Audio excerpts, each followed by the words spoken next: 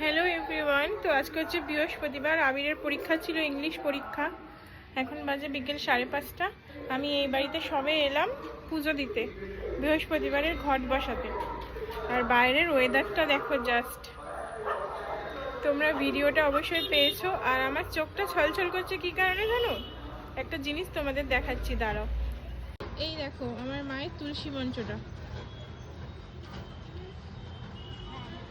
আর এই কোণাটা দিয়ে ছিল একটা অনেক বড় টব, যে টবটা আমি বের করতেই পারছিলাম না। তো টবটা বের করতে না পারার কারণে আমাকে তুলসী মঞ্চটাকেও আনতে হয়েছিল এই সাইডে। তারপরে আমি টবটা বের করেছিলাম যখন ঘর দুয়ারগুলো আমি পরিষ্কার করছিলাম আর কি। তো তুলসী মঞ্চটার অবস্থা এতটাই কাহিল ছিল মায়ের, তুলসী মায়ের, যে আমাকে পুরো উপড়ে ফেলে দিতে হয়েছিল। আমি ভেবেছিলাম যে আমি মাটি এনে মাটি দিয়ে তারপরে আবার নতুন করে তুলসী গাছ বসাবো। তো যাই হোক, বিভিন্ন কারণে সেই কাজটা আমার হয়ে উঠছিল না।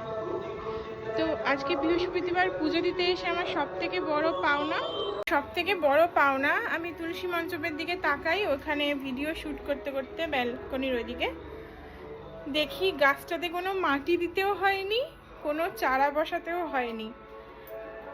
হয়তো কোনো কারণে বীজ থেকে গিয়েছিল বা শেকড় হয়তো ছিল আর কি। যখন তুলসী গাছটা উপড়ে ফেলছিলাম, এই ফ্ল্যাটের কোনায় কোনায় যা জিনিস আছে, দরকারি জিনিস না হলেও আমার ফেলতে না ভীষণ কষ্ট হয়, মনে হয় কি মা কষ্ট পাচ্ছে। তো এই গাছটার ক্ষেত্রেও আমার তাই হয়েছিল।